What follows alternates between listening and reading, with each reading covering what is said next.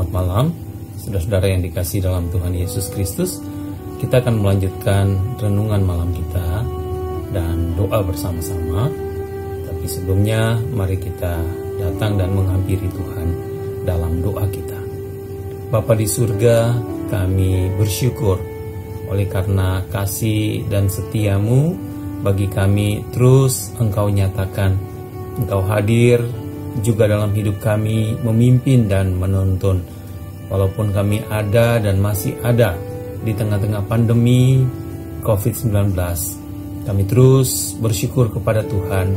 Kami sungguh-sungguh mengagumi kasih-Mu bagi kami dan penyertaan serta pemeliharaanmu. Karena itu malam hari ini kami akan berdoa bersama-sama dan juga merenungkan firman-Mu. Kami mohon Tuhan, kiranya Engkau berkenan atas kami semua. Hanya di dalam nama Yesus kami berdoa. Amin. Sebelum kita akan mendengarkan firman Tuhan, saya akan menyampaikan sebuah pujian dari nyanyian pujian yang berjudul Berita Baik, nyanyian pujian nomor 298.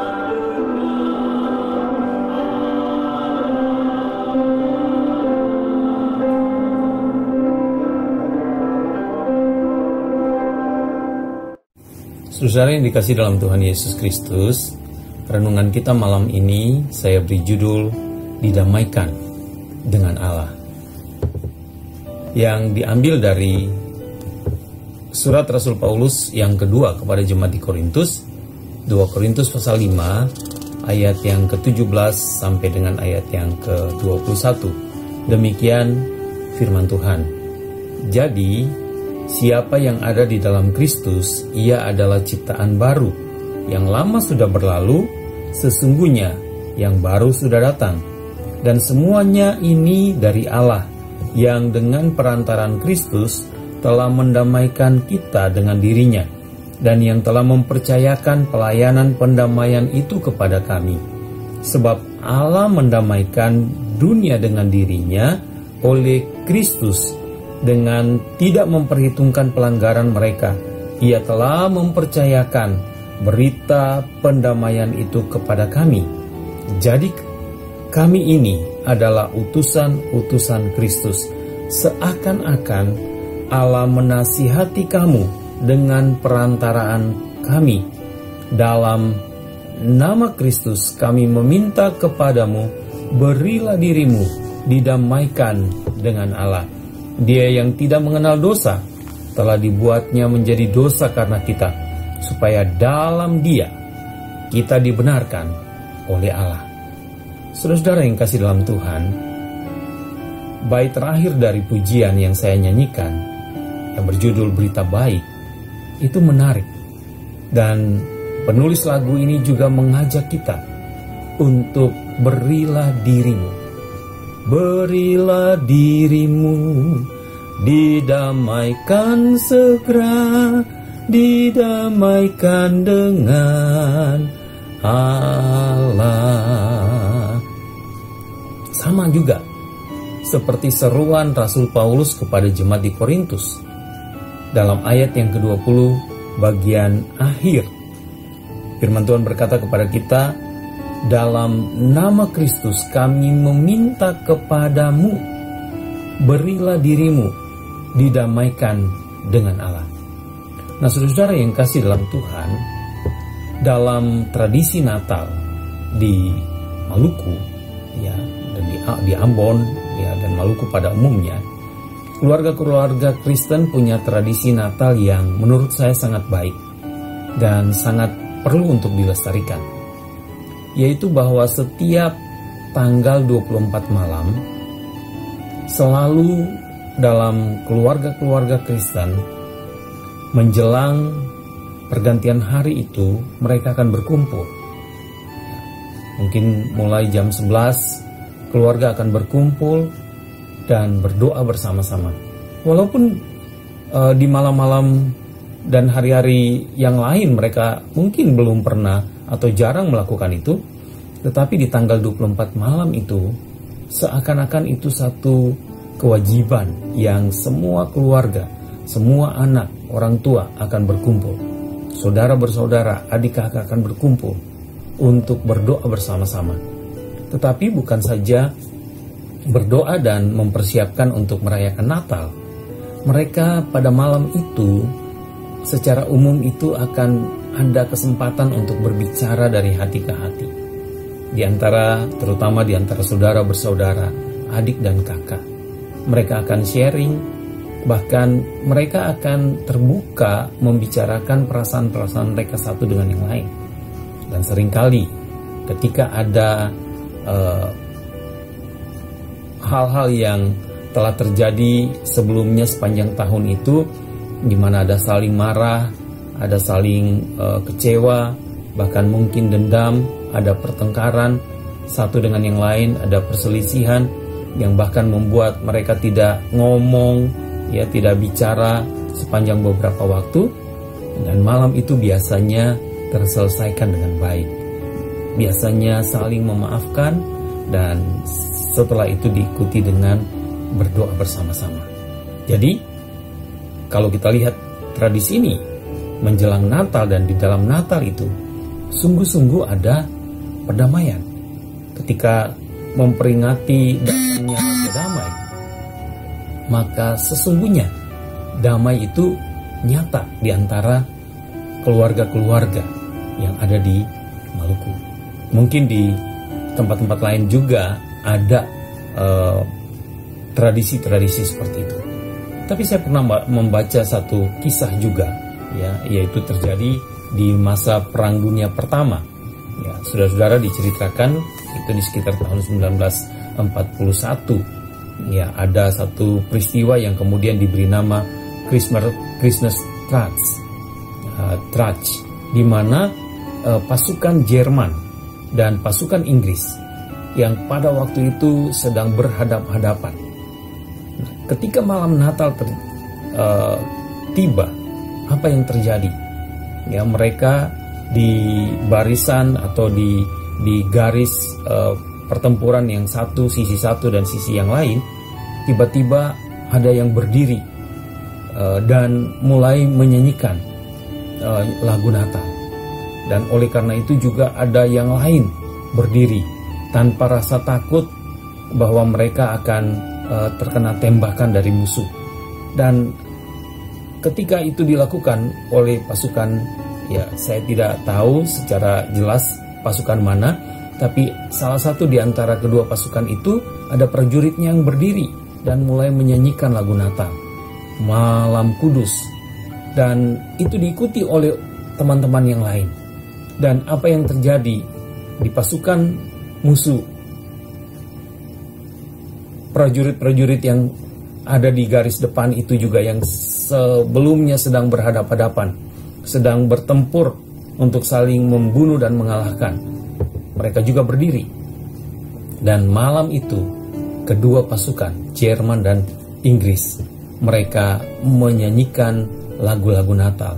Dan itu kemudian dilanjutkan dengan pertemuan. Mereka berbagi coklat katanya, mereka berbagi rokok, dan bahkan mereka kemudian melanjutkan kedamaian itu dengan bermain bola bersama-sama.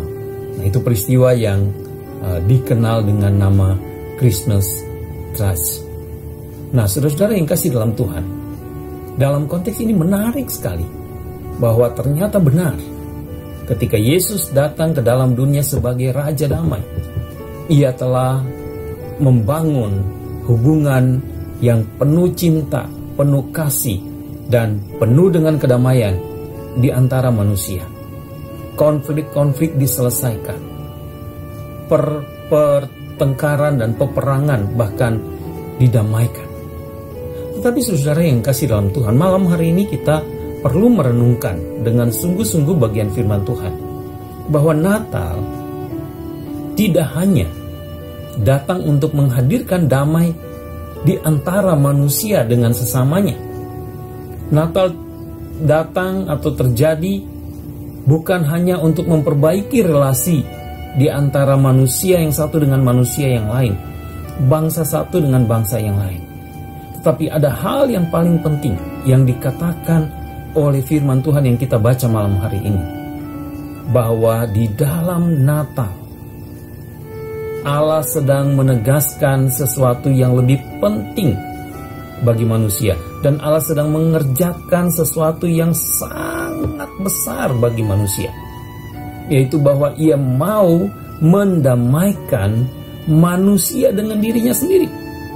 Di dalam Natal, Allah bertindak dalam kemurahan dan kasih-Nya yang besar atas manusia. Dia mau mendamaikan dirinya dengan kita manusia. Suatu tindakan yang memang membutuhkan kasih dan pengorbanan yang besar. Sangat tidak mudah, saudara-saudara, jika seorang pemimpin mau mengulurkan tangan perdamaian dengan bawahannya atau karyawan, atau mungkin dalam relasi antara adik dan kakak, orang tua dan anak. Tidak mudah bahkan untuk orang tua meminta maaf kepada anak, sekalipun orang tua itu salah.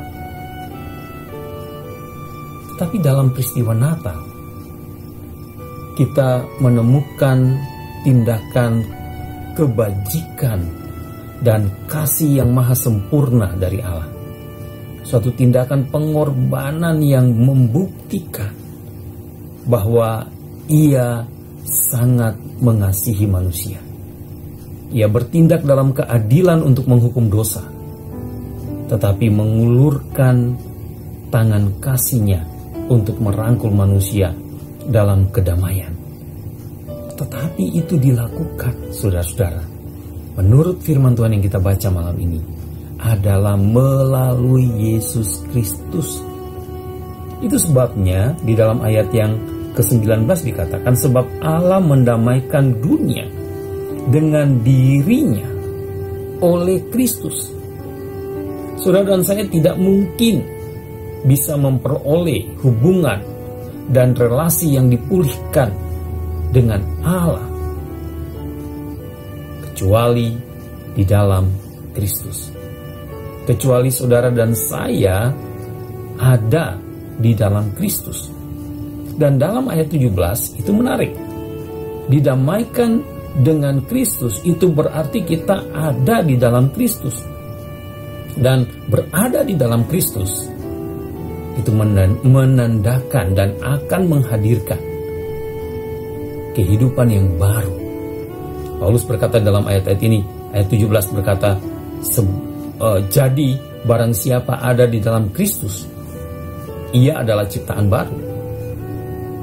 Yang lama sudah berlalu, sesungguhnya yang baru sudah datang. Yang lama, yang menggambarkan hubungan yang berseteru dengan Allah karena dosa. Yang lama, kehidupan yang lama, yang terpisah dari Allah karena dosa. Di dalam Kristus, yang datang sebagai bayi Natal. Di dalam Kristus, yang bahkan mengorbankan tubuhnya di kayu salib untuk menanggung dosa-dosa kita. Di dalam Kristus yang telah bangkit dari kematian. Di dalam Kristus kita dapat memperoleh hidup yang baru, mendapatkan anugerah yang baru, mendapatkan belas kasihan Allah yang memperbaharui kehidupan kita. Dan itulah yang dimaksudkan dengan didamaikan dengan Allah. Berbicara tentang kehidupan di dalam Kristus, kehidupan di mana Kristus hadir sebagai Tuhan dan Juru Selamat. Dan ini merupakan hal yang terutama dan hal yang paling penting